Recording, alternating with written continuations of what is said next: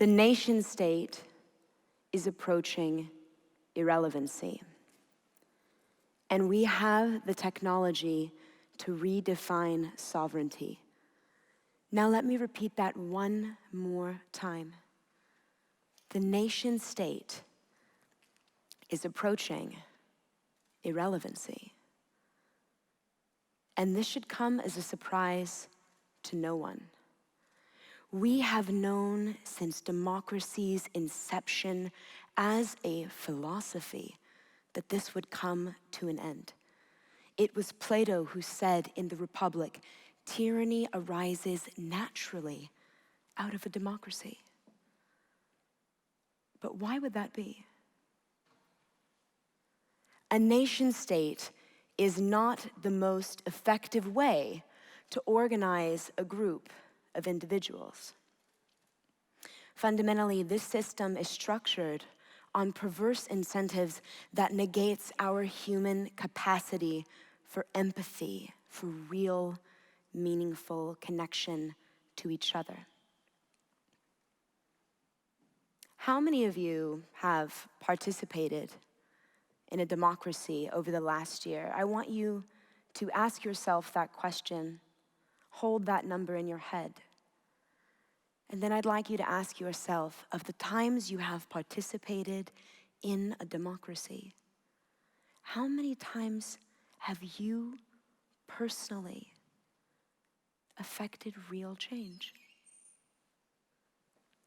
I would be willing to bet that that number for every person in this audience would be less than 10. And the number of decisions made in a democracy on a daily basis are absolutely immeasurable. We are abstracting people from their real value and robbing them of the ability to contribute meaningfully to their communities.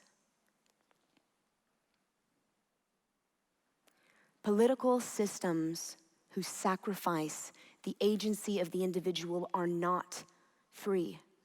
They are the illusion of freedom dressed up as false belief and false ego. Now, this is like a child running with scissors, because when participation from citizens is scarce, it's usually because they feel neglected. An absent parent. That neglect leads toward either indifference, which gives the system the ability to exercise more control, might make it easier to make decisions, but it doesn't mean it's a democracy, or toward emotional extremes, which may get people out to the polls, but for the wrong reasons. Absence of perceived care from a democratic system leads toward absence of care from its people. And if empathy can complicate a fundamentally human process, I think it's clear to all of us we have an inherently unhealthy dynamic. Politics are not ideology. They are systems of human action. And these systems are 30 years behind what we are actually capable of. Democracy still works on a one-to-one basis. When we as human beings are not a party system, we are all free-thinking individuals with a diverse, dynamic set of unique beliefs, ideas, and self-identities. Now, we have the technology to make this possible, but we're not using it. Now, some of you might agree with me, and some of you might think I'm literally totally crazy, and that is totally fine because it's not the first time I've been called totally crazy. It's my favorite compliment at this point. But the power that I want you to realize is that you're thinking for yourself, because that is freedom. That is the point of engaging in a democracy, if we choose to have one at all. Now, you may wonder, okay, who is this girl and why is she here talking to me about democracy?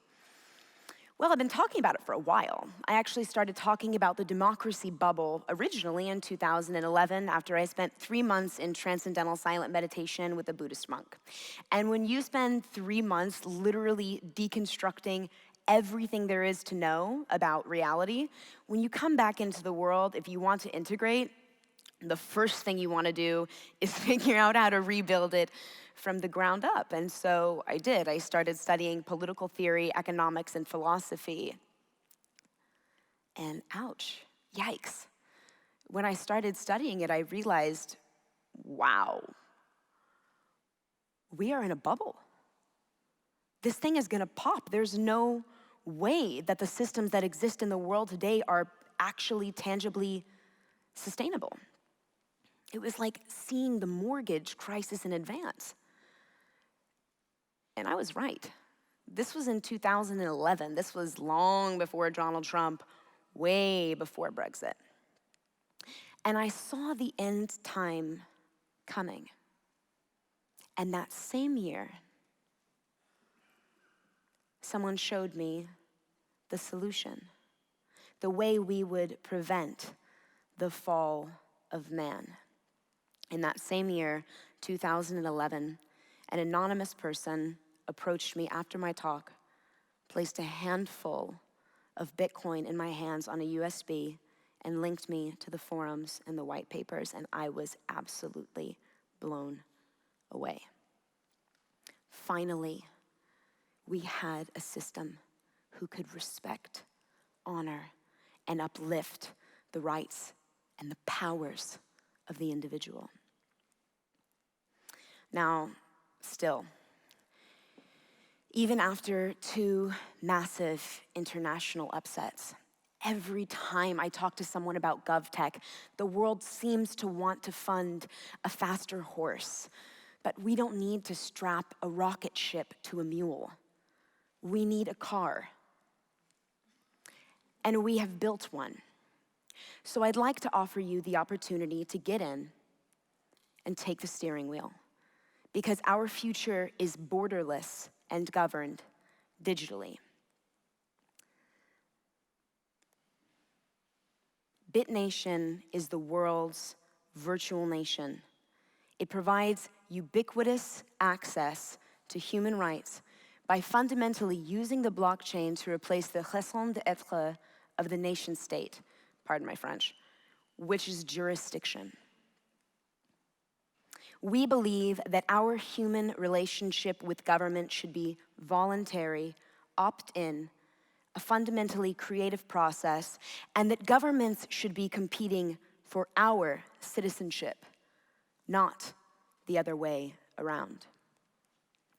BitNation is to government what the internet is to cable TV. Now, there are plenty of people who still watch cable, just as I'm sure in 20 years, there will still be many people who have citizenships from their nation states who are active participants in government. We still have phone books, y'all. These things don't go away that quickly. But we do have the tools to tangibly affect and engage with real change and our own personal agency, our tribes. BitNation gives you the ability to use technology to code your own nation, your own jurisdiction, your own set of law. You can fund this privately, publicly. You can even create your own currency. Now, you may imagine that because BitNation gives you the ability to create and code your own jurisdiction using the blockchain, that we segregate away from old world governance, but that's not true. If you want to create the future, you need to first understand the past. We were actually one of the core sources of inspiration for the e-identity in Estonia, and our blockchain technology is part of the underlying infrastructure that helps this engine run.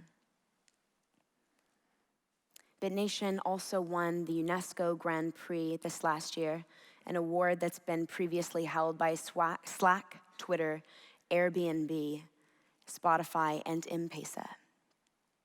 And this is for our World Citizenship ID. We give refugees the ability to own a self-sovereign identity because we believe that someone who has just survived the Holocaust should be granted at least the right to exist. Now, we are working on getting these identities recognized by many international governments to give refugees the ability to potentially travel between borders frictionlessly without necessarily needing a host nation. Now, I'd like everyone in this room to close your eyes for a minute. I'd like you to imagine that you are falling in love. And that the first time you meet this person, the first time you press your face against theirs and touch their lips, you know that you never want to kiss another person again for the rest of your life. Now I'd like you to imagine that this person has the same organs as you, the same beating heart, pulse, lungs, and also breasts. I'd like you to imagine that this person, just as you, also has breasts. There are 24 now countries in the world where it is legal for you to be married if you are LGBTQ.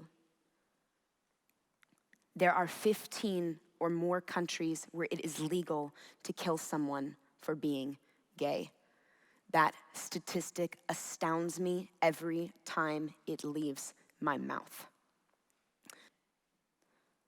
We at BitNation have created a program called Smart Love. It is the ability for any persons in the world to register their marriage contract anonymously, pseudo-anonymously, or publicly on our blockchain jurisdiction, giving any person who wants to love any person in the world the active access to their own basic, fundamental human rights. And this should come with no surprise to anyone. We have seen the rise and fall of civilization since the dawn of man. And if you look around at what is happening in nation states today, it's clear to see that we are in the dark ages. But in order to dream, you must first be in the darkness.